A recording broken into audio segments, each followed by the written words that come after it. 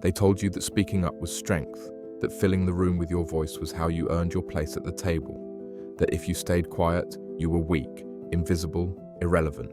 They lied to you, and while you were busy performing, explaining yourself, defending your position, chasing approval with every sentence, the most dangerous people in the room said almost nothing. And somehow, without a single word, they owned everyone in it. This is the truth they never taught you.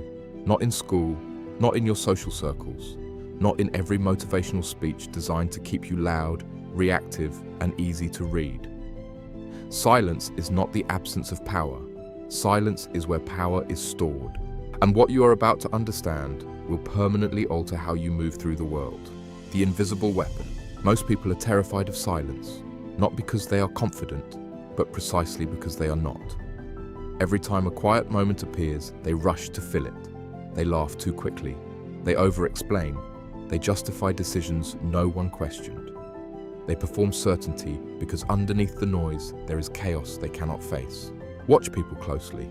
The moment you stop responding the way they expect, something in them shifts. Their eyes change. Their posture changes. They start to stumble. Because your silence has done something their mind cannot process. It has removed the script. Human beings are social creatures. They are hardwired to seek feedback. They need your reaction to orient themselves. Your smile tells them they are safe. Your nod tells them they are right. Your laughter tells them they belong. When you give none of that, when you simply exist in a state of calm, unreadable stillness, they begin to generate their own narrative. And that narrative is almost always fear. You did not threaten them. You did not challenge them. You simply refused to hand them the mirror they came looking for.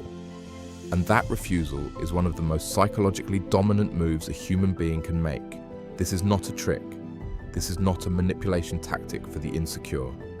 This is what it looks like when a person has genuinely mastered themselves, when their internal state no longer depends on the validation of the room, and when people feel that mastery radiating from someone who speaks less than expected, something ancient and primal activates inside them. They call it a mystery, but what they are actually feeling is the fear of not being able to control you. The loudest are the most afraid. Before you can use silence as power, you have to understand what most people are actually doing when they speak, because most conversation is not communication. It is camouflage. People talk to avoid being seen. They fill space with words the same way they fill their homes with clutter, not because they need it, but because the emptiness terrifies them. Every unnecessary sentence is an attempt to manage perception, to steer the narrative, to prevent you from drawing your own conclusions. The man who cannot stop explaining himself is afraid of your judgment. The woman who laughs at everything is afraid of tension. The person who always has a story ready is afraid of what the silence between stories might reveal. And here is what nobody talks about. The higher you rise in any domain of life, the more ruthlessly you will be evaluated in stillness, not in performance. In stillness, the boardroom, the negotiation, the moment of conflict. These are not won by the most articulate. They are won by whoever can sit in silence the longest without flinching. Most people run from that test. They open their mouths and hand their power to whoever is patient enough to stay quiet. You have done this. Admit it.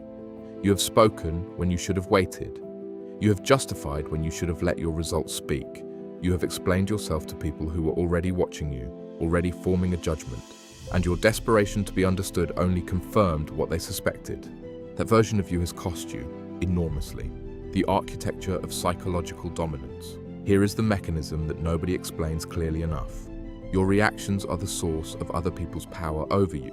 When someone says something provocative and you respond immediately, defensively, emotionally, without pause, you have just told them everything. You have told them what you value, what you fear, where your armor is thin. You have handed them a map to your interior, and anyone with even basic intelligence will use that map against you. The Stoics understood this thousands of years ago. Not as a social strategy, but as a philosophical imperative. You do not control what happens. You control your response to what happens. And the space between the event and the response, that pause, that breath, that deliberate silence, is where a human being either falls into reaction or rises into power. When you respond from silence rather than from reflex, something changes in the dynamic entirely. The other person expected an emotional ping-pong match. They swung, expecting you to swing back, but you didn't. You held the ball. And now they're standing there, arm outstretched, waiting for something that is not coming. That waiting, that uncertainty, is where their confidence begins to crack. This is not cruelty. It is clear. You are not hurting them. You are simply refusing to participate in a dynamic that was designed to keep you small. And in refusing, you become something they do not know how to handle. Unpredictable, unmoved, and therefore uncontrollable.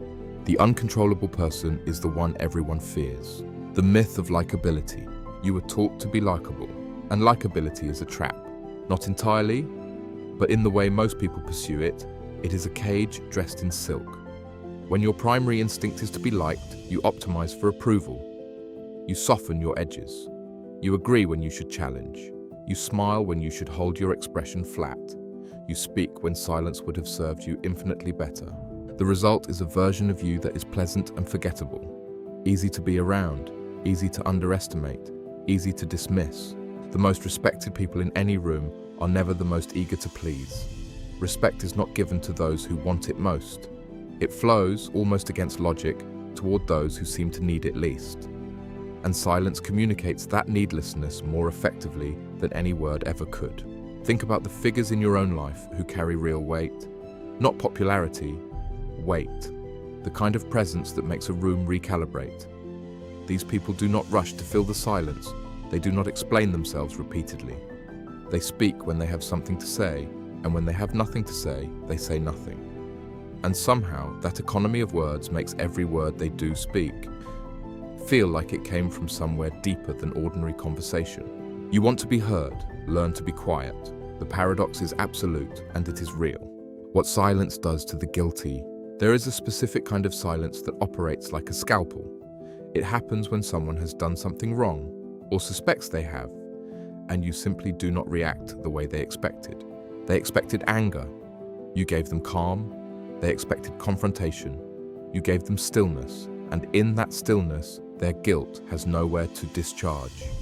It cannot escape through your reaction. It cannot be defused by your forgiveness. It just sits there inside them, growing. This is not vengeance. This is physics. Pressure builds in a sealed chamber. When you remove your emotional response from the equation, you seal the chamber. And whatever they brought into the interaction, the arrogance, the manipulation, the casual disrespect, it has nowhere to go but back inward, back. Most people exhaust themselves chasing conflict. They want to argue, to expose, to make the other person feel what they felt. And in doing so, they burn enormous energy and often escalate a situation that would have resolved itself if they had simply gone quiet. The powerful do not chase. They observe, they allow it, and they trust that time and stillness will reveal character far more accurately than any confrontation ever could. A person who holds their silence in the face of provocation is not passive. They are a controlled detonation waiting to happen on their own terms. The difference is everything. The ones who speak last. In any high-stakes environment, boardrooms, negotiations, social hierarchies, there is an invisible battle happening beneath the visible one. It is the battle for who speaks last, not who speaks most, not who speaks loudest, who speaks last, and who speaks with the fewest words to produce the most effect. Watch how the dynamic works in practice. A group of people are debating. Several voices compete for dominance, talking over each other, escalating volume to compensate for the diminishing weight of their words. And in the corner, someone sits quietly, listening, taking everything in, saying nothing. Then, at precisely the right moment, not too early, not too late, they speak. One sentence, maybe two, and the room shifts, because what they said was not just intelligent, it was distilled. It had been filtered through silence and emerged as something concentrated, clear, and impossible to argue with. This is not charisma. This is discipline. The discipline to resist the instinct to perform. The discipline to trust that your value does not require constant announcement. The discipline to wait until the moment is ripe and then to move with the economy of someone who knows they will not need to repeat themselves. Most people will never develop this. Because it requires tolerating discomfort, the discomfort of being misread as passive, the discomfort of watching others take space you could have taken, the discomfort of seeming to have nothing to say when you have everything to say and choosing to wait anyway. That discomfort is the price of this kind of power, and almost no one is willing to pay for it. The death of the performative self. And now we arrive at the part most people skip. Because what has been described here is not a strategy you can apply on top of who you currently are. It requires you to kill a version of yourself. Specifically, the version that performs. You know exactly who that is. The self that speaks to be noticed, that inserts opinions to signal intelligence, that laughs too hard to feel included, that responds to disrespect immediately because the idea of being disrespected without reacting feels like annihilation. That self is not protecting you. It is exposing you. Every performance is a confession. Every unnecessary word is a window into an interior that is not yet settled. Not yet. Not yet powerful enough to exist without external confirmation. The Stoic path demands something brutal of you. It demands that you stop measuring your worth by other people's reactions to you, completely, not partially, not when it is convenient. Completely. This is not emotional detachment. This is not coldness. This is the recognition that your value is fixed, internal, and not subject to the approval of people who are themselves too afraid to be silent. You do not require their validation to know what you are.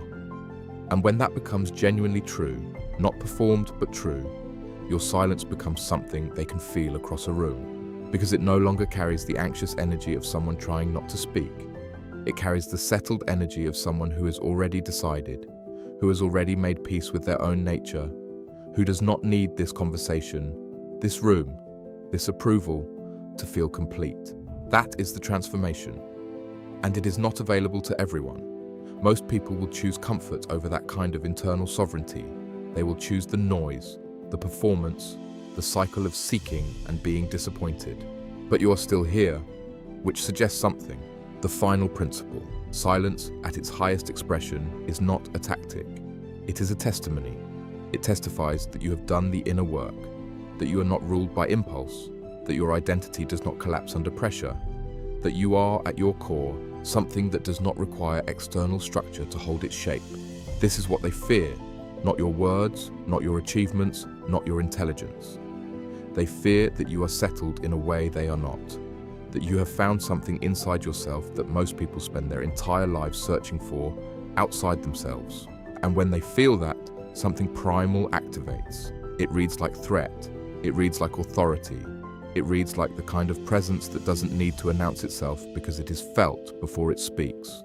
That is what silence earns you. Not dominance over others, but sovereignty over yourself, which is the only dominance that matters, the only one that cannot be taken. The Stoic does not win by defeating others.